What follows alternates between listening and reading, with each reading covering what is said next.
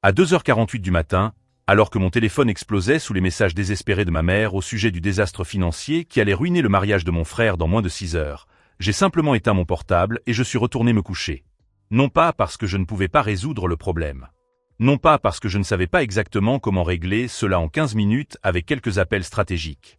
Mais parce que, pour la première fois en 32 ans, j'ai décidé que les problèmes de ma famille n'étaient plus automatiquement ma responsabilité.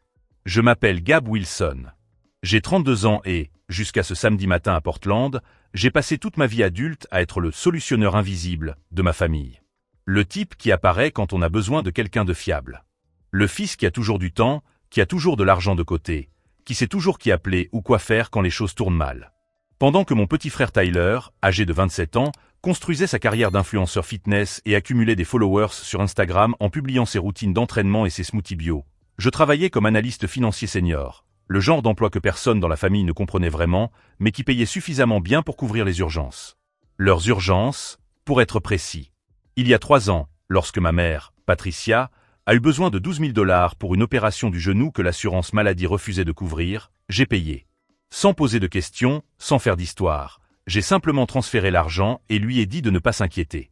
Elle m'a remercié les larmes aux yeux et m'a promis de me rembourser dès qu'elle aurait vendu quelques bijoux anciens. Cela ne s'est jamais produit, mais je ne lui ai jamais rien demandé. Il y a 2 ans, lorsque Tyler a accidenté l'Audi décapotable que mon père, Robert, lui avait offerte pour son anniversaire, devinez qui a payé les 8 500 $ de réparation parce que ce serait dommage de voir l'assurance augmenter. Moi. Tyler m'a envoyé un message le lendemain. « Merci, mec. Je te rembourserai quand j'aurai signé ce contrat de sponsoring. » Le contrat n'est jamais arrivé, ou du moins, le remboursement n'est jamais venu. L'année dernière, lorsque ma sœur aînée, Jennifer, âgée de 35 ans, a eu besoin d'un avocat pour régler un divorce compliqué, j'ai payé 5 000 $ d'honoraires juridiques. Elle m'a dit que cela lui avait sauvé la vie et que j'étais le meilleur frère du monde. 3 semaines plus tard, elle a publié des photos d'un voyage à Cancun avec ses amis. Quand je lui ai demandé comment elle avait pu payer ce voyage alors qu'elle avait des difficultés financières, elle m'a répondu qu'elle avait besoin de prendre soin de sa santé mentale et a changé de sujet. Je ne me suis jamais plaint. La famille, c'est la famille, n'est-ce pas? On aide parce que c'est la bonne chose à faire. Parce qu'un jour, quand on en aura besoin, ils seront là. Du moins, c'est ce que je croyais. Jusqu'à il y a 6 mois. C'est alors que Tyler a annoncé lors du dîner du dimanche qu'il était fiancé. Sa petite amie, Amber, une aspirante mannequin avec 180 000 followers et aucun sens des réalités en matière de budget, voulait un mariage de rêve.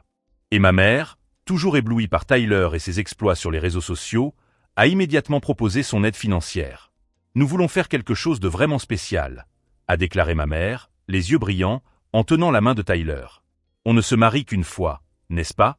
Faisons en sorte que cela en vaille la peine. » Ce qui avait commencé par des discussions sur une cérémonie simple s'est rapidement transformé en un événement extravagant. Un lieu au bord de la rivière avec vue sur les montagnes. Un buffet de fruits de mer haut de gamme. Un bar ouvert avec des alcools haut de gamme. Un photographe primé qui coûtait plus cher que certaines voitures d'occasion. Un groupe live, pas un DJ. Des fleurs importées, pas locales. Le budget initial de 10 000 $ est passé à 15, puis à 20, pour finalement s'établir à 25 000 $. Mes parents ont contribué pour la moitié. Ma sœur Jennifer a mis 3 000 $. Même ma tante Hélène, qui vivait avec un revenu fixe, a donné 1 500 $. Je n'ai pas été invité à contribuer. Pas officiellement. 3 mois avant le mariage, lorsque la famille s'est réunie dans mon appartement pour discuter des derniers détails, Jennifer a mentionné avec désinvolture. C'est drôle que tout le monde contribue sauf Gab. J'imagine que travailler dans la finance apprend à être plus prudent avec l'argent. La remarque est restée en suspens comme de la fumée de cigarette. Ma mère a ri nerveusement. Tyler a regardé son téléphone portable. Mon père s'est éclairci la gorge et a changé de sujet. Je n'ai rien dit. J'ai simplement souri et proposé du vin. En réalité, j'avais de l'argent de côté. J'économisais pour la compte d'une maison. Après avoir vécu pendant des années dans des appartements loués, regardant les prix de l'immobilier grimper tandis que mon salaire augmentait lentement, j'avais enfin réuni 42 000 $. Encore 6 mois et j'aurais eu assez pour un acompte décent sur quelque chose à moi. Mais je n'ai rien offert pour le mariage de Tyler. Non pas parce que j'étais avare ou envieux, mais parce que, pour la première fois de ma vie, j'avais décidé que mes objectifs financiers étaient aussi importants que les célébrations familiales. Si cette histoire de dynamique familiale compliquée et d'argent vous parle, N'oubliez pas de vous abonner à la chaîne pour voir comment cette situation apparemment simple allait se transformer en quelque chose que personne dans ma famille n'oublierait jamais. Ce que je ne savais pas lors de cette soirée de planification dans mon appartement, c'est que, quelques semaines plus tard, j'aurais besoin de faire une demande à ma famille. Une seule demande. Et leur réponse m'apprendrait exactement combien je valais pour les personnes qui m'ont toujours dit que la famille passait avant tout. La première semaine d'avril a commencé par un appel qui allait tout changer. Mon dentiste, le docteur Harrison, m'a appelé le lundi matin avec ce ton que les médecins utilisent lorsqu'ils ont de mauvaises nouvelles. La radiographie panoramique qu'il avait demandée le mois précédent avait révélé quelque chose d'inquiétant. 3 dents de sagesse impactées horizontalement, poussant les molaires adjacentes et provoquant une infection osseuse qui se propageait dans la mâchoire. Il faut traiter cela immédiatement, m'a-t-il dit sans détour. Nous parlons d'une chirurgie buccale sous anesthésie générale. Si nous attendons plus longtemps, l'infection pourrait atteindre la circulation sanguine. Le devis est arrivé par email 20 minutes plus tard. 19 800 $. Ma mutuelle ne couvrirait que 40% des frais, car elle considérait cette intervention comme facultative et non urgente. Même avec la couverture, j'aurais besoin de 11 800 $ en espèces pour programmer l'opération. 11 800 $ que je n'avais pas sans compromettre complètement mon apport pour l'achat de la maison. J'ai passé tout ce lundi à regarder le solde de mon compte d'épargne. 42 000 $. Si je payais l'opération, il m'en resterait 30 000. Ce serait encore une somme respectable, mais cela me ferait prendre 6 mois de retard sur mon planning. 6 mois de plus à payer un loyer, alors que les prix de l'immobilier continuaient à augmenter plus vite que ma capacité à économiser. Le mardi, la douleur a vraiment commencé. Ce n'était pas cette douleur sourde et constante que l'on peut ignorer. C'était une douleur aiguë, lancinante, qui remontait le long de la mâchoire et explosait derrière les yeux chaque fois que j'essayais de mâcher quelque chose de solide. J'ai commencé à me nourrir de smoothies et de soupes, avalant des ibuprofènes comme des bonbons. Le docteur Harrison a rappelé le mercredi. « Gab, j'ai vu les résultats de vos analyses sanguines. Vos marqueurs inflammatoires sont élevés. Nous devons prendre rendez-vous rapidement. Êtes-vous disponible la semaine prochaine ?» J'ai pris une profonde inspiration et lui ai dit que j'avais besoin de quelques jours pour organiser mes finances. « Ne tardez pas trop », m'a-t-il averti. Les infections osseuses ne sont pas une plaisanterie. C'est ce soir-là, la mâchoire lancinante et la facture du dentiste ouverte sur l'écran de mon ordinateur, que j'ai pensé à ma famille. J'ai pensé aux 25 000 $ qui allaient être dépensés pour le mariage de Tyler dans 6 semaines. J'ai pensé aux 12 000 $ que j'avais payés pour l'opération de ma mère. J'ai pensé aux 8 500 $ pour la réparation de la voiture de Tyler. La famille aide la famille, n'est-ce pas? C'est ce qu'on m'a toujours dit quand on avait besoin de moi. Le jeudi matin, j'ai appelé ma mère. « Bonjour, mon chéri », m'a-t-elle répondu de sa voix enjouée habituelle. « Tout va bien ?» Je discutais justement avec Amber au sujet des fleurs. « Tu savais que les lys Casablanca coûtent 150 $ le bouquet? Mais elle en veut 6 rien que pour les tables principales. Je lui ai dit qu'on allait faire en sorte que ça marche parce qu'elle mérite le mariage de ses rêves. »« Maman, » l'ai-je interrompu, en essayant de garder une voix ferme malgré la douleur. « Je dois te parler de quelque chose de sérieux. » Silence à l'autre bout du fil. Puis, d'un ton légèrement plus prudent, « Qu'y a-t-il » Je lui ai expliqué pour mes dents de sagesse. Pour l'infection. Pour les 19 800 $ et ce que mon assurance couvrirait. Je ne lui ai pas demandé d'argent directement. Je lui ai simplement expliqué la situation, espérant qu'elle m'aiderait comme je l'avais toujours fait quand elle en avait besoin. « Oh mon Dieu, mon chéri », a-t-elle dit, et sa voix trahissait une inquiétude sincère. « Ça a l'air terrible. Tu as très mal ?»« Beaucoup, ai-je admis. J'arrive à peine à manger. » « Tu dois t'en occuper immédiatement. »« Je sais. C'est juste que... » ai-je hésité, détestant devoir le dire à voix haute. Avec les frais qui ne sont pas couverts, cela va considérablement affecter mes économies pour la maison. Je me demandais si, peut-être, la famille pourrait m'aider à payer une partie. Pas tout.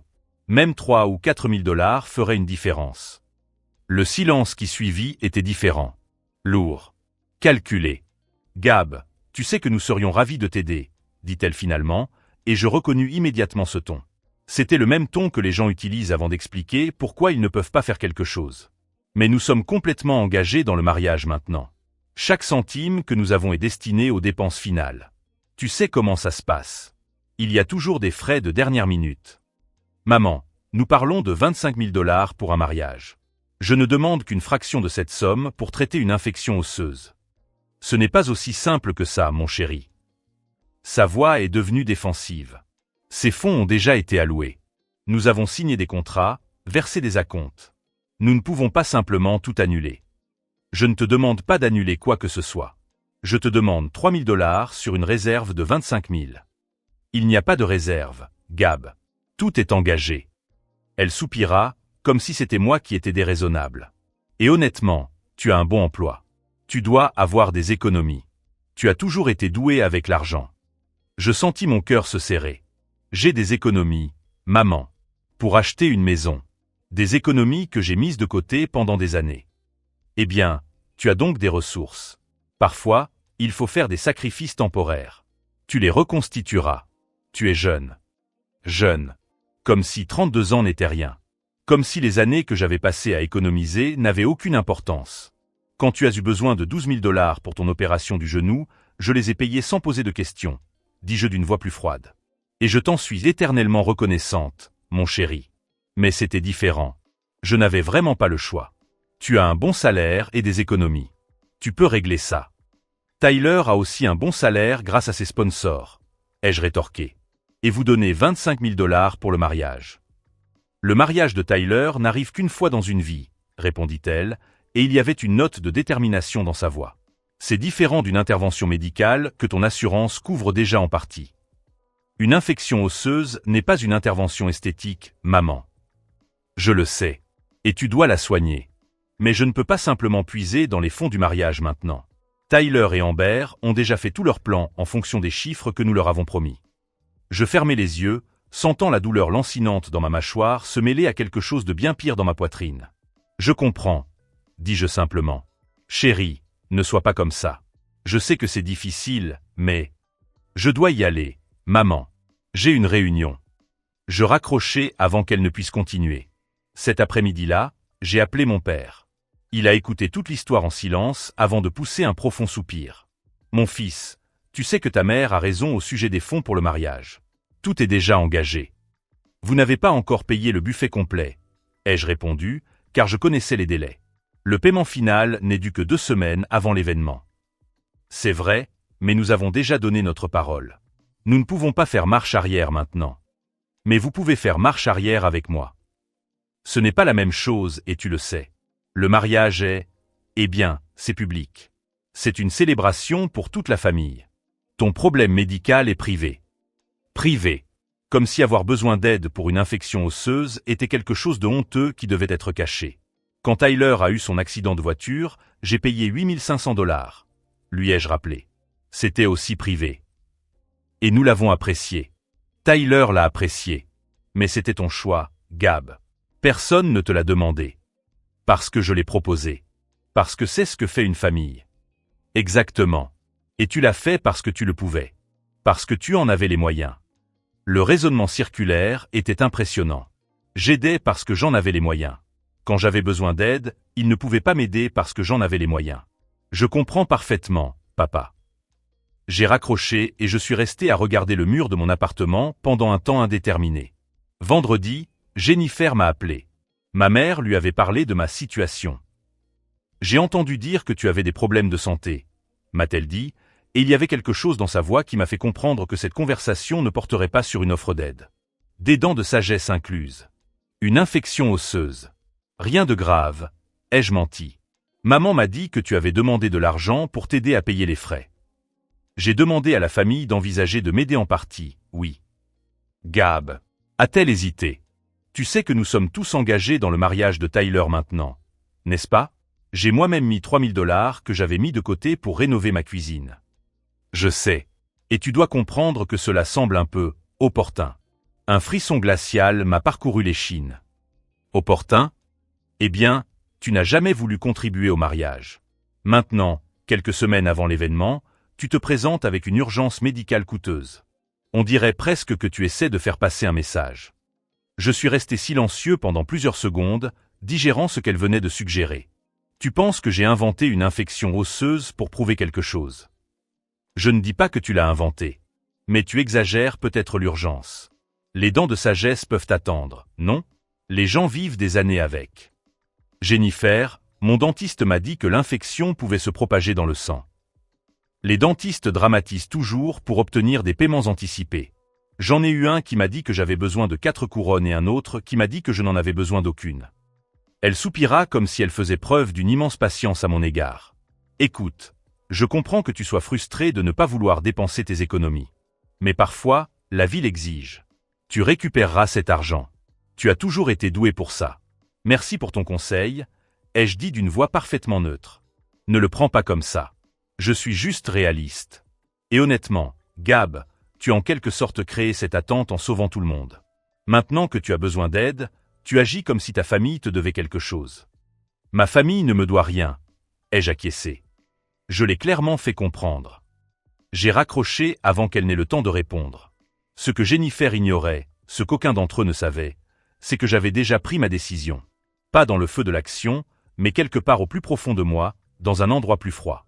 Un endroit où les mathématiques étaient simples et où les émotions n'obscurcissaient pas les faits. Ils avaient 25 000 $ pour un mariage, mais pas 3 000 pour une urgence médicale concernant leur fils qui se présentait toujours quand ils en avaient besoin. Le message était clair.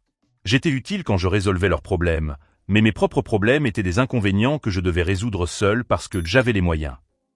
J'ai programmé l'opération pour le lundi suivant. J'ai payé les 11 800 $ à partir de mon compte d'épargne et j'ai vu mon solde tomber à 32 000 $. Des mois d'économie prudente se sont évaporés en une seule transaction. Je n'ai pas parlé de l'opération à ma famille. Je n'ai rien posté sur les réseaux sociaux. J'ai simplement demandé 3 jours de congé à mon travail et je me suis préparé pour l'intervention. Mais alors que j'étais assis dans la salle d'attente du cabinet du docteur Harrison le lundi matin, attendant d'être appelé pour entrer dans la salle d'opération, mon téléphone a sonné. C'était un message dans le groupe familial. Tyler, les amis, nous venons de recevoir la confirmation finale du lieu. Tout est parfait. J'ai hâte d'être au grand jour. Ma mère, je suis tellement excité. Ça va être magique. Jennifer, je n'arrive pas à croire que ça arrive si vite. Mon père, je suis fier de toi, mon fils. J'ai regardé ces messages, cet enthousiasme collectif pour un événement qui coûterait l'équivalent de 2 ans de mon loyer, et quelque chose en moi s'est cristallisé dans une clarté parfaitement froide. Ils ne me devaient rien. Mais je ne leur devais rien non plus. Et quand le mariage aurait lieu dans 6 semaines, quand quelque chose tournerait inévitablement mal, parce que quelque chose tournait toujours mal dans les événements de cette ampleur, et qu'il chercherait le solutionneur invisible de la famille pour réparer les dégâts, il découvrirait que son numéro était hors service. Ce qu'aucun d'entre eux ne comprenait encore, c'est que je ne payais pas seulement pour une opération chirurgicale. J'achetais ma liberté d'une dynamique qui me consumait depuis des années. Et le prix, bien que élevé, en valait chaque centime. L'opération a été pire que prévu. Je me suis réveillé dans la salle de réveil, la bouche pleine de gaz, la mâchoire lancinante malgré les analgésiques, et une infirmière me disant de ne pas essayer de parler pendant au moins 12 heures. Le docteur Harrison a non seulement retiré les 3 dents de sagesse incluses, mais il a également dû effectuer une greffe osseuse dans 2 zones où l'infection avait commencé à ronger la structure. « Vous avez attendu trop longtemps », m'a-t-il dit lorsque j'ai enfin réussi à comprendre ces mots à travers le brouillard des médicaments. Quelques semaines de plus et nous aurions eu un problème beaucoup plus grave à traiter. J'ai passé les 3 jours suivants dans mon appartement, survivant grâce à des smoothies et des soupes liquides, regardant ma mâchoire enflée jusqu'à ce que j'aie l'air de stocker des noix pour l'hiver. Le miroir reflétait quelque chose entre un écureuil et quelqu'un qui avait perdu une bagarre dans un bar. Il m'était impossible de dormir autrement qu'assis, alors j'ai passé mes nuits à alterner entre de courtes siestes sur le canapé et des épisodes interminables de documentaires que je suivais à peine. Mon téléphone est resté en mode silencieux pendant toute ma convalescence. Non pas parce que j'étais en colère, mais parce que je n'avais tout simplement pas l'énergie émotionnelle nécessaire pour gérer autre chose que la douleur physique. Il y avait 43 messages non lus lorsque j'ai enfin regardé jeudi. La plupart provenaient du groupe familial. Des photos d'échantillons de gâteaux. Des vidéos d'Amber essayant différentes robes de mariée, chacune plus chère que la précédente. Ma mère demandant des avis sur des compositions florales qui semblaient identiques à mes yeux gonflés. Jennifer partageant des liens vers des hôtels proches du lieu de la cérémonie pour les invités venant de l'extérieur de la ville. Aucune question sur mon état d'esprit. Aucun message me demandant des nouvelles de l'opération que j'avais brièvement mentionnée avant qu'il ne change de sujet. Juste un flux constant d'informations sur le mariage, comme si je n'étais qu'un spectateur parmi d'autres, obligé d'assister au spectacle. Il y avait également 3 messages directs de Tyler. La première, « Mec, t'as vu les photos du gâteau ? Amber hésite entre celui au chocolat belge et celui à la vanille et à la framboise. T'en penses quoi ? La deuxième, 2 jours plus tard, « Salut, t'es occupé ? J'ai besoin de ton avis sur les cartes de remerciement. » La troisième, hier soir. Sérieusement, tu m'ignores maintenant? C'est très mature. J'ai regardé ces messages pendant un long moment. Tyler voulait mon avis sur les détails d'un mariage à 25 000 $, mais sans un seul « comment vas-tu » après que je lui ai parlé de l'opération. Pas même une curiosité élémentaire pour savoir si j'avais survécu à l'intervention. Je n'ai pas répondu. Vendredi, quand j'ai enfin réussi à avaler quelque chose de plus solide que du bouillon, mon téléphone a sonné. C'était mon père. « Gab, ton frère s'inquiète. Tu ne réponds pas à ses messages. » « Je me remets d'une opération, ai-je répondu, la voix encore un peu pâteuse à cause du gonflement. « Ah, d'accord. Le truc avec les dents. » Il a dit cela comme s'il s'agissait d'une intervention esthétique facultative et non d'une opération d'urgence pour traiter une infection osseuse. Comment ça s'est passé? Compliqué. J'ai dû subir une greffe osseuse. Ah. Pause gênante. Eh bien, tu vas mieux maintenant. Je suis en convalescence. Super, super. Écoute, je t'appelle parce que Tyler est vraiment stressé par le mariage. Tu sais comment ça se passe. Il veut juste que tu participes à certaines décisions. Contribution. Mot intéressant venant de l'homme qui a refusé de contribuer financièrement quand j'en avais besoin. Dis à Tyler que je le contacterai quand j'irai mieux. Il a vraiment besoin de réponses maintenant. Gab. La date limite pour les cartes de remerciement personnalisées est demain. Des cartes de remerciement. La date limite est demain. C'est urgent. Mon opération pour traiter une infection qui aurait pu se propager dans mon sang, ça pouvait attendre. Mais les cartes de remerciement du mariage ne pouvaient pas attendre même 48 heures. Papa, j'ai du mal à ouvrir la bouche pour manger. Je ne suis pas en état de prendre des décisions concernant la papeterie. Silence de l'autre côté. Puis, avec ce ton déçu qu'il maîtrisait à la perfection. Tu sais, Gab, parfois on dirait que tu es difficile juste pour le plaisir d'être difficile. Une chaleur m'envahit la poitrine. Pas une colère explosive, mais quelque chose de plus froid et calculé. Difficile, répétai-je, testant le mot dans ma bouche enflée. Oui, Tyler essaie de t'inclure, de te faire sentir que tu fais partie du processus, et je ne sais pas, tu t'éloignes. Inclure, murmurai-je. C'est intéressant que tu utilises ce mot. Qu'est-ce que ça veut dire? J'ai pensé répondre avec la vérité. J'ai pensé énumérer chaque dollar que j'avais dépensé pour aider cette famille, chaque urgence que j'avais résolue, chaque problème que j'avais réglé pendant qu'ils dormaient paisiblement. J'ai pensé demander quand exactement j'avais été inclus dans la décision de dépenser 25 000 $ pour un mariage, mais pas 3 000 pour m'aider dans mon urgence médicale. Au lieu de cela, j'ai dit « Rien, papa. Je suis juste fatigué. Je parlerai à Tyler quand je me sentirai mieux. » J'ai raccroché avant qu'il ne puisse continuer. C'est à ce moment-là, assis sur le canapé, la mâchoire endolorie et le téléphone encore chaud dans la main, que quelque chose s'est cristallisé en moi. Ce n'était pas une décision dramatique ou un moment de révélation soudaine.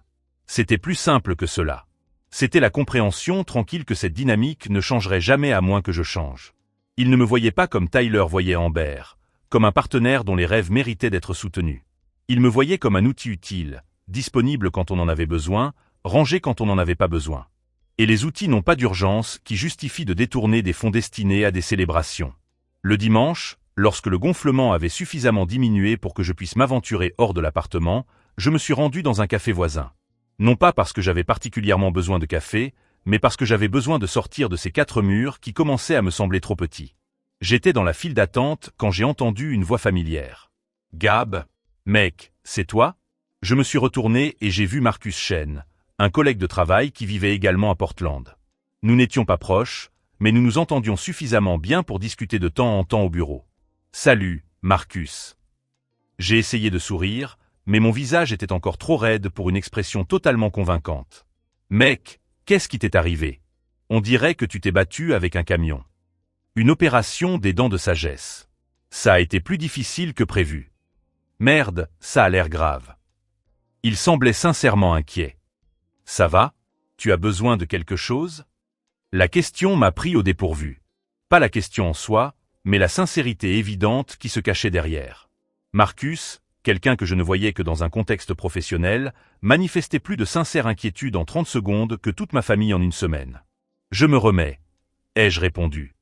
Mais merci de t'en inquiéter. Sérieusement, si tu as besoin de quoi que ce soit, n'hésite pas à me le dire. Ma femme est infirmière. Elle connaît 1000 astuces pour se remettre d'une opération. Nous avons discuté encore quelques minutes, principalement du travail et de la convalescence. Lorsque nous nous sommes quittés et que j'ai enfin pris mon café, je me suis rendu compte que je souriais. Ça faisait mal, mais je souriais. Si un collègue de travail pouvait manifester une préoccupation élémentaire, qu'est-ce que cela disait de ma famille? Le lundi a apporté une nouvelle série de messages. Cette fois, de Jennifer. Gab, j'ai besoin de te parler de quelque chose d'important. Appelle-moi quand tu peux. Important. Encore ce mot. J'ai appelé pendant ma pause déjeuner. Enfin, a-t-elle répondu. Tu as disparu de la circulation ou quoi? Opération. Récupération. Tu sais, l'intervention médicale que tu disais que j'exagérais.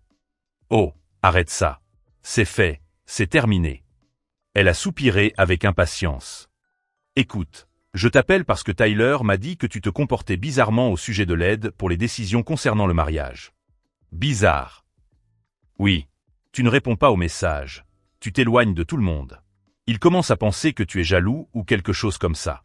Quelque chose en moi s'est complètement refroidi. Jaloux. Eh bien, tu dois admettre que ça y ressemble un peu. Il vit un grand moment, tout le monde est enthousiaste, et toi, tu es, je ne sais pas, tu te caches. Jennifer, j'ai passé la semaine dernière à me remettre d'une opération qui a failli tourner à la septicémie. Désolé si le fait de donner la priorité à ma santé plutôt qu'aux opinions sur la décoration du mariage donne l'impression que je me cache. Personne ne te demande de donner la priorité à ça. On te demande juste de participer à la vie de famille. De répondre à quelques messages. De montrer que tu t'en soucies. Montrer que je me soucie. Ai-je répété lentement. Comme je me suis soucié quand j'ai payé 12 000 $ pour l'opération de maman, ou 8 500 pour la voiture de Tyler, ou 5 000 pour ton divorce. Silence tendu. C'est ton problème, Gab. Tu tiens des comptes. La famille ne fonctionne pas comme ça. Tu as raison. La famille ne tient pas de compte. La famille est simplement là quand quelqu'un a besoin d'elle. Comme j'ai été là. À plusieurs reprises. Et nous apprécions cela, mais quand j'ai eu besoin de 3 000 $ pour ne pas compromettre complètement mes économies pour une maison, tout à coup, la famille a des budgets serrés et des fonds engagés. C'est complètement différent et tu le sais. Tu as raison. C'est différent. C'est 25 000 $ pour une fête contre 3 000 pour éviter une infection potentiellement mortelle. Maintenant, tu dramatises. Dramatiser, murmurai-je. Intéressant. Mon dentiste a utilisé le mot critique. Mais qu'en sait-il? Gab. Je dois y aller, Jennifer. Réunion dans 5 minutes. Il n'y avait pas de réunion. Je ne pouvais tout simplement pas continuer cette conversation sans dire des choses que je ne pourrais pas retirer. Ce que je n'avais encore dit à aucun d'entre eux, c'était que le véritable préjudice n'était pas financier. Les 11 800 $ faisaient mal, mais je m'en remettrais éventuellement. Ce qui ne s'en remettait pas aussi facilement, c'était la compréhension cristalline que, pour ma famille, ma valeur était purement fonctionnelle. J'avais de la valeur quand je résolvais des problèmes. Quand je payais les factures. Quand je me présentais à 3 heures du matin pour régler des situations que personne d'autre ne pouvait régler. Mais quand j'avais besoin de quelque chose, quand j'étais le problème à résoudre. Tout à coup, j'étais gênant. Dramatique. Difficile. Le mercredi, 2 semaines avant le mariage, Tyler a finalement appelé directement. Mec, sérieusement? Tout le monde dit que tu es bizarre. Salut, Tyler. Je vais bien. Merci de demander. L'opération a été compliquée, mais je me remets. C'est gentil de ta part de te soucier de ma santé. Pause confuse. Ok. C'était passif-agressif. C'était honnête. Tu te rends compte que tu ne m'as pas demandé une seule fois comment j'allais depuis que je t'ai parlé de l'opération? Tu vas bien, évidemment. Tu parles normalement.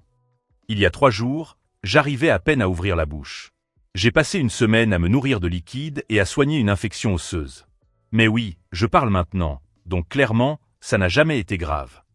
Écoute, je n'ai pas appelé pour discuter de ton intervention dentaire. J'ai appelé parce que tu ignores tout le monde et que cela crée une atmosphère étrange avant mon mariage. Mon mariage. On en revenait toujours là. Tyler, quand as-tu posé des questions sur ma vie pour la dernière fois? Quelque chose qui ne concernait pas un besoin que tu avais? C'est ridicule. Nous sommes frères. Je n'ai pas besoin de faire l'inventaire de chaque conversation. Peux-tu me dire sur quel projet je travaille au bureau? Silence. Peux-tu me dire quel était mon objectif d'économie pour cette année? Encore du silence. Peux-tu me dire quoi que ce soit sur ma vie, À part le fait que je suis le type qui a toujours de l'argent quand tu en as besoin. Mec, qu'est-ce qui t'arrive? Tu traverses une crise ou quelque chose comme ça? Non, Tyler. Je suis juste fatigué. Fatigué de quoi? D'avoir de la valeur uniquement quand je suis utile. Il a ri, ce rire gêné que les gens font quand ils ne savent pas comment réagir. Tu piques une crise parce que je t'ai demandé ton avis sur des cartes? Sérieusement? Ce n'est pas à propos des cartes. Alors de quoi s'agit-il?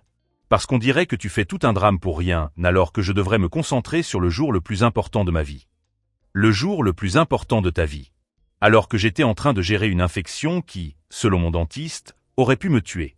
Tu sais quoi, Tyler? Tu as raison. C'est un moment important pour toi. Ne laisse rien gâcher ça. Tu es enfin raisonnable. Quand tu auras besoin d'aide pour quelque chose concernant le mariage, je suis sûr que tu trouveras comment t'en sortir. Tu es intelligent. Tu trouveras une solution. Attends, quoi? Tu es en train de me dire que tu ne m'aideras pas? Je te dis que j'ai confiance en ta capacité à régler tes propres problèmes. Gab, si c'est à cause de l'argent pour tes dents, mec, je ne savais pas que ça allait être si important. Si j'avais su. Si tu avais su quoi? Tu aurais proposé une fraction des 25 000 $ que tu dépenses pour ton mariage? Maintenant, tu es injuste. Cet argent n'est pas à moi. Il appartient à la famille. C'était prévu depuis des mois. Tu as raison. C'est complètement différent. Alors quoi? Tu vas bouder et gâcher mon mariage parce que tu as les sentiments blessés? Je ne vais rien gâcher, Tyler. Je serai là. Je sourirai sur les photos. Je vous féliciterai. Mais quand quelque chose tournera mal. Je fis une pause, laissant le poids de ma phrase s'installer. Et quelque chose tourne toujours mal dans les mariages de cette envergure, vous devrez trouver comment régler le problème sans moi. Qu'est-ce que cela signifie? Cela signifie que le solutionneur invisible de la famille prend congé. Je raccrochai avant qu'il n'ait le temps de répondre. Mon téléphone a explosé pendant les 15 minutes qui ont suivi. Des messages de Tyler, de ma mère, de mon père, même de Jennifer. Tous sur le même thème. Qu'est-ce qui ne va pas chez toi? Pourquoi agis-tu ainsi? C'est un moment spécial pour Tyler. J'ai mis mon téléphone en mode silencieux et je suis retourné au travail. Ce qu'aucun d'entre eux ne comprenait, c'est que je ne faisais pas de drame. Je ne faisais pas de crise ou de crise de la quarantaine. J'arrêtais simplement de faire quelque chose que j'avais fait pendant si longtemps qu'ils avaient supposé que c'était permanent. Compenser leur incompétence, résoudre des problèmes qu'ils auraient dû résoudre eux-mêmes, me présenter à 3 heures du matin parce que personne d'autre ne pouvait ou ne voulait le faire. La famille aide la famille. C'est ce qu'ils disaient toujours. Mais lorsque j'ai testé cette théorie, lorsque j'ai eu besoin d'une aide sincère, j'ai découvert qu'il y avait une clause en petit caractère que personne ne m'avait montrée. La famille aide la famille, sauf si cela est gênant ou coûte plus cher que de l'argent de poche. Et maintenant, à 2 semaines du mariage à 25 000 $, ils étaient sur le point de découvrir exactement ce que valaient des années passées à supposer que je serais toujours disponible. Ce qu'ils ne savaient pas, c'est que les mariages de cette envergure sont des machines complexes, avec des centaines de pièces mobiles, chacune dépendant d'un timing parfait et d'une coordination précise. Et pendant des années, sans même s'en rendre compte, ils m'avaient utilisé comme la pièce qui maintenait tout synchronisé. J'étais celui qui confirmait les réservations quand quelqu'un oubliait de le faire. Celui qui savait quelle cousine était allergique aux fruits de mer. Le gars qui avait les numéros de téléphone de tout le monde et qui pouvait résoudre les urgences de dernière minute parce qu'il avait des relations, de l'expérience et la patience de vraiment réfléchir avant de paniquer. Mais les outils ne réfléchissent pas. Les outils n'ont pas d'urgence. Les outils fonctionnent simplement quand vous en avez besoin. Jusqu'au jour où vous ouvrez le tiroir et où l'outil n'est tout simplement plus là. Et c'est exactement ce qui allait se passer à 2h48 du matin un samedi, 2 semaines plus tard, lorsque ma mère m'appellerait, désespérée, à propos d'un désastre financier de dernière minute qui pourrait ruiner tout le mariage. Quand elle appellerait, le solutionneur invisible de la famille serait endormi, son téléphone éteint. Et pour la première fois en 32 ans, leurs problèmes ne seraient que les leurs. Les 2 semaines suivantes ont été marquées par un silence calculé. Je n'ai bloqué personne de ma famille, mais j'ai cessé de répondre aussi rapidement que d'habitude. Les messages qui recevaient auparavant une réponse en 5 minutes restaient désormais sans réponse pendant des heures, voire des jours. Gab, j'ai besoin que tu confirmes si tu peux aller chercher tante Hélène à l'aéroport, m'a écrit ma mère. J'ai répondu 8 heures plus tard, je vais vérifier mon agenda. Je n'ai jamais vérifié. Frère, le photographe pose des questions sur les horaires. Tu sais gérer ce genre de choses. Tu peux m'aider? M'a envoyé Tyler. Parle-lui directement. Tu peux le faire.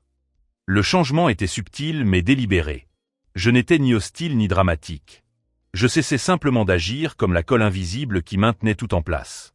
Le jeudi, 9 jours avant le mariage, j'ai participé à une réunion virtuelle avec Marcus, de mon travail, au sujet d'un gros projet. Au milieu de la conversation, il a mentionné avec désinvolture « Ma sœur s'est mariée le mois dernier. Un cauchemar logistique. Le fleuriste a annulé à la dernière minute, nous avons dû improviser avec des décorations achetées au supermarché. Comment avez-vous résolu le problème ? Ai-je demandé, sincèrement curieux. La famille s'est réunie. Tout le monde a mis la main à la pâte. C'était chaotique, mais ça a marché. La famille s'est réunie. C'est intéressant de voir comment cela a fonctionné alors que personne ne se considérait comme le solutionneur automatique. Ce soir-là, j'ai reçu un appel de ma mère. J'ai répondu parce que je faisais encore semblant. « Gab, je suis inquiète. Tu sembles distant. Je suis juste occupé, maman. Le travail, la convalescence. C'est à cause de l'argent ? Parce que si tu es encore en colère. » Je ne suis pas en colère, mentis-je doucement. Juste fatigué. Tyler a dit que tu n'aidais en rien. Tyler a 27 ans et une fiancée. Ils peuvent régler les détails de leur mariage eux-mêmes.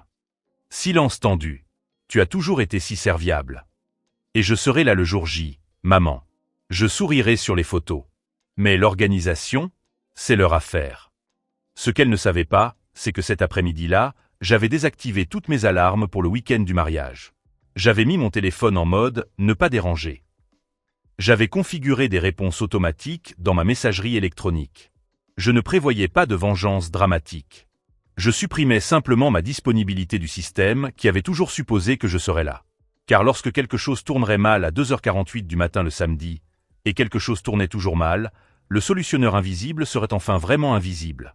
Si vous suivez cette transformation de la dynamique familiale et que vous voulez voir comment l'absence d'une pièce peut démanteler toute la machine, restez avec nous, car le jour du mariage approchait. Et j'avais hâte de dormir pendant tout ce chaos. Le samedi du mariage s'est levé avec un ciel dégagé et une température parfaite. Je suis arrivé sur place à 14h, comme prévu.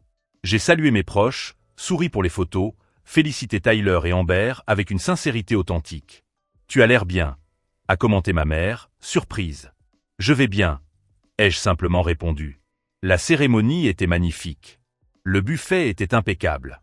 Le groupe jouait exactement le genre de musique que les jeunes couples trouvent sophistiqué. Tout fonctionnait comme une horloge suisse. Chaque détail était réglé comme du papier à musique, grâce à 25 000 $. Je suis parti à 22h, prétextant la fatigue due à ma convalescence. Personne ne m'a posé de questions. J'ai pris la route pour rentrer chez moi, j'ai pris une douche et j'ai enfilé un pyjama confortable.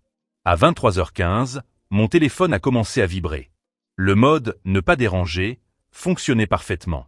J'ai complètement éteint l'appareil, je l'ai mis dans le tiroir de la commode et je suis allé me coucher. Ce que je n'ai pas vu cette nuit-là. À 23h30, le gérant du lieu a informé ma mère que le paiement final de 12 000 $ avait été refusé. La carte de crédit professionnelle utilisée par mon père avait une limite insuffisante. Une erreur bancaire, ont-ils dit. Ils devaient régler le problème avant minuit, sinon le bar serait fermé et la musique interrompue. Ma mère a appelé mon père.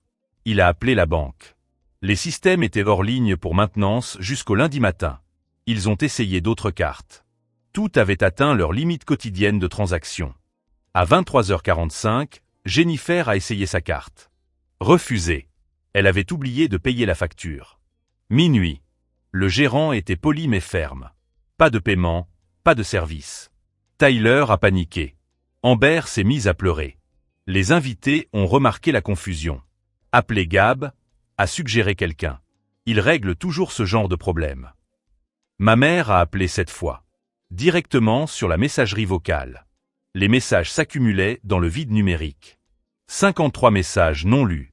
17 appels manqués. À 2h48 du matin, alors que la situation avait atteint son paroxysme et que ma mère avait finalement réussi à emprunter de l'argent à 3 oncles différents pour couvrir le paiement et sauver le reste de la fête, je dormais profondément. Sans cauchemar. Sans culpabilité. Juste le sommeil paisible de quelqu'un qui a enfin cessé de porter un poids qui ne lui appartenait pas. Le dimanche matin, j'ai allumé mon téléphone à 10h. Le flot de notifications a mis 2 minutes à se charger. J'ai lu chaque message, une tasse de café chaud à la main. Le message désespéré de 11h30, Gab, urgence, j'ai besoin d'ETOI maintenant. Le message irrité de minuit, où es-tu, bon sang? Le message furieux de 2HDU matin. C'est incroyable. Ta famille a besoin de toi. Et enfin, le message résigné de 3h15. Nous avons réussi à régler le problème. Sans ton aide. J'ai souri en lisant ce dernier message. Sans mon aide.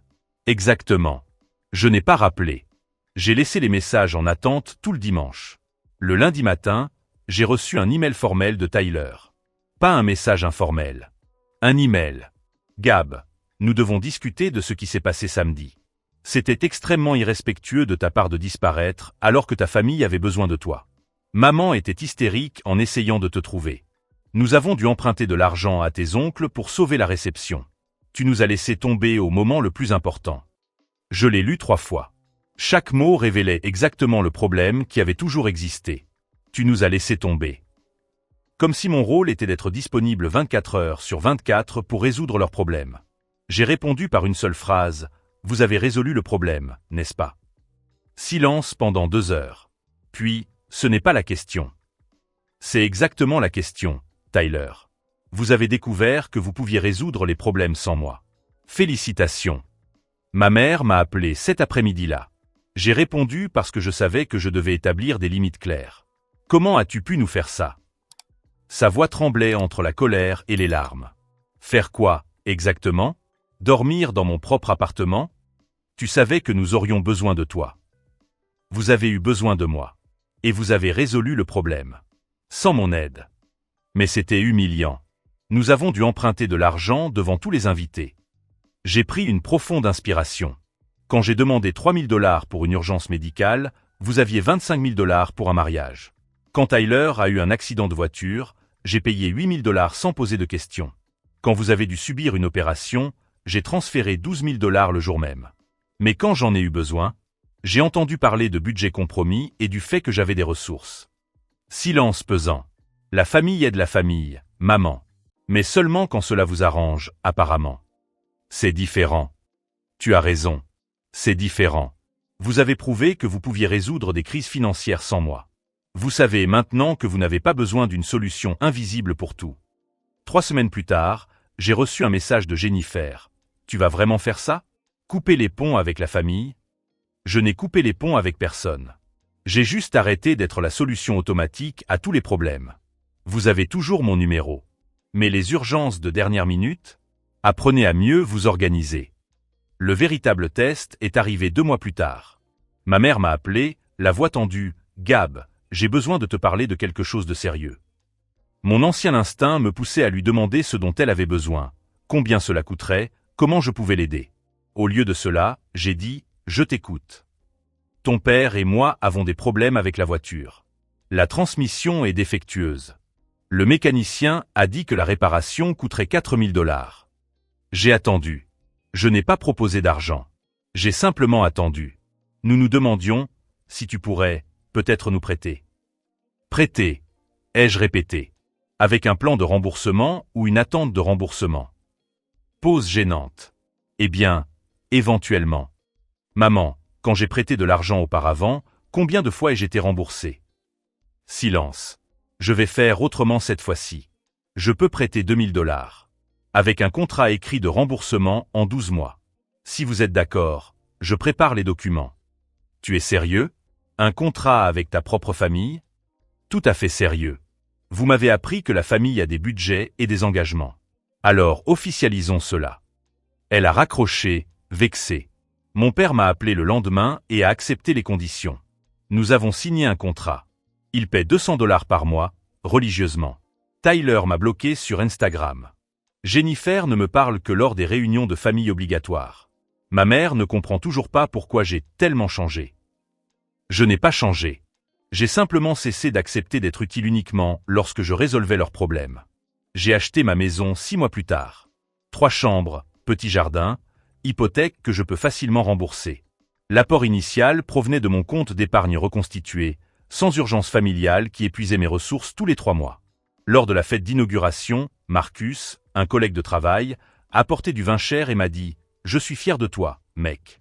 Je sais que ça n'a pas été facile d'en arriver là. » Il le savait parce que je lui avais raconté. Pas dans les détails dramatiques, mais l'essentiel. Une famille compliquée, des limites nécessaires, un nouveau départ sain. Si cette histoire sur le fait de connaître sa valeur et de fixer des limites vous a touché, abonnez-vous à la chaîne. Parce que parfois, la meilleure vengeance n'est pas dramatique. Il s'agit simplement de refuser d'être dévalorisé et de regarder les gens réaliser trop tard qu'ils dépendaient de vous plus que vous ne dépendiez d'eux. Ma famille a payé 25 000 $ pour le mariage de Tyler. J'ai demandé de l'aide une fois. Je suis parti à 2h48 du matin. Et j'ai découvert que la seule approbation qui comptait vraiment était la mienne.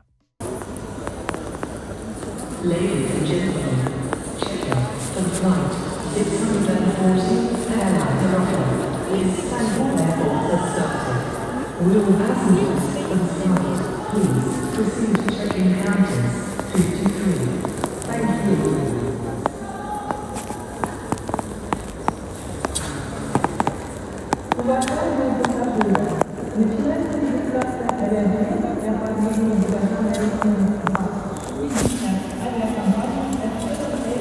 Да, почти пришли.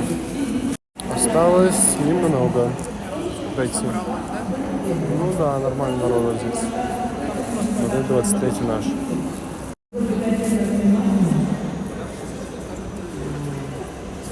Ladies and gentlemen, checking from flight 2050 airline is 7 flights and 1050 airline Moscow has started. Will all passengers for this flight please proceed to check-in counters 30. Thank you.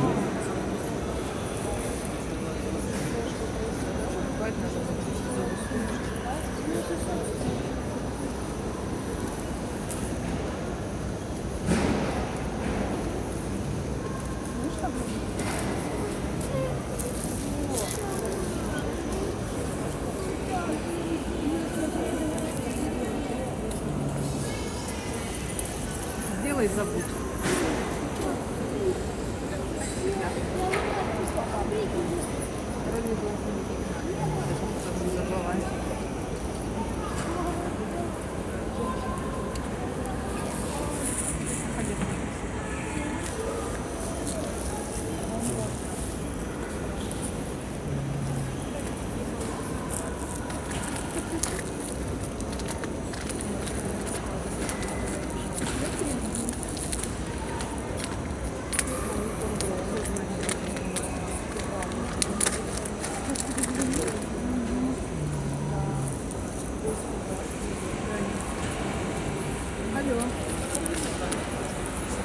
О, почти пришли.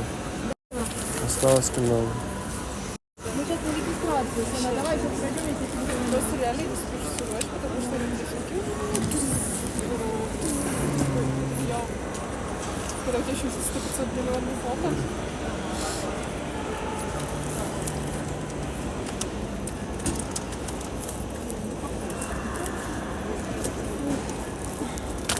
Ой, многие. Ты обсадишь?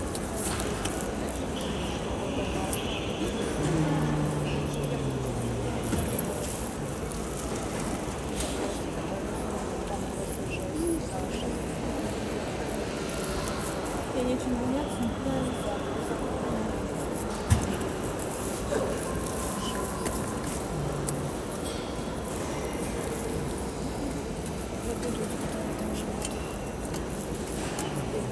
Жалко этих двоих.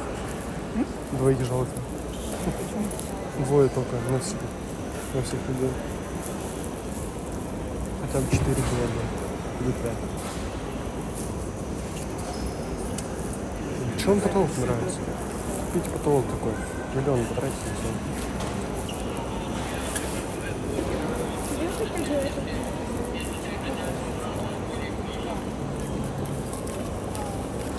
Выход на посадку. Куда она там?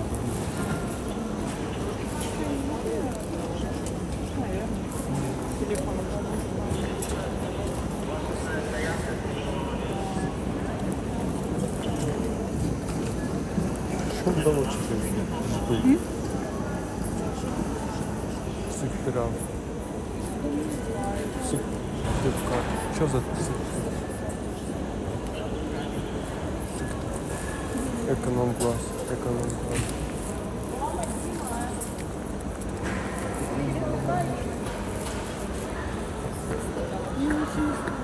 Что мы вылетаем в 12:30? Да. Еще время и время.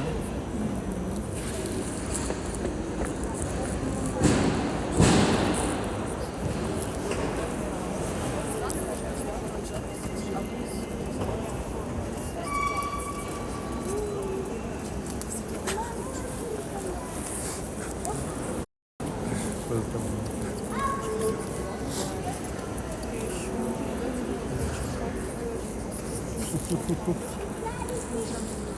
Здесь,